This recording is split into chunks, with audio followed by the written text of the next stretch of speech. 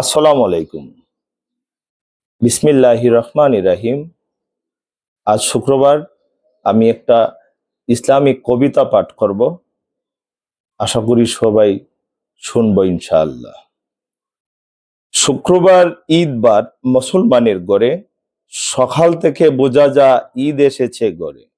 সুন্দর কাপড় পরে সবে জুম্মা পড়তে যা, সুরমা আতর লাগায় আরো সুন্দর জুতা পায়।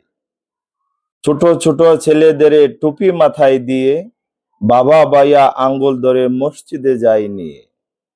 নামাজ শেষে ফিরে আসে রাস্তায় কথা বলে, মমিন কখন আসবে গড়ে ছোট বোনটি বলে। সরকারি ছুটির দিন প্রতি শুক্রবার, আরো আছে একদিন বাংলায় শনিবার। ঈদ পর্ব পরের দিন ছুটি যদি থাকে, ঈদ আনন্দে দাওয়াত করে জামাই যদি তাকে। শুক্রবারে অনেক লোকে বিয়ের আঞ্জাম করে, মেয়ে হোক আর ছেলে হোক এই সুযোগটি ধরে। শুক্রবারে সকালবেলা ভিন্ন নাস্তা হয়, দুপুরবেলা ভালো খাবার খাইতে মজা হয়। পিতা মাতা ছেলে মেয়ে আরো দাদা নাতি, দুপুরবেলা খাইতে বসে সবাই যেন সাথী। কাকা বলে কুকুর বিয়ে সামনের শুক্রবার, দাওয়াত কিন্তু দিয়ে গেলাম আসিতে সবার। অনেকে কয় শুক্রবারে কোথাও যেতে মানা, ছুটির দিনে বাবা বাইয়া বাড়ি আসবে জানা।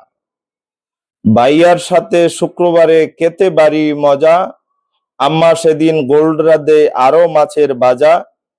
পোলাও কুরমা রাধে মায়ে রান্নাঘরে বসে, মায়ের হাতের রান্না খেতে মুখ ভরে যায় রসে। দোয়া করি শোনো খোদা তোমার বরাবরে, সবাই মোরে মিলি যেন সবাই মোরা প্রতি শুক্রবারে। সকল ত্রুটি ক্ষমা করো করছি যাহা বলে, ভুল ত্রুটি ক্ষমা করে তুমি নিও তুলে। আলহামদুলিল্লাহ, আল্লাহ পাক আমাদেরকে শুক্রবারের ফজিলত সম্পর্কে সবাইকে বোঝার তৌফিক দান করুক। আমিন।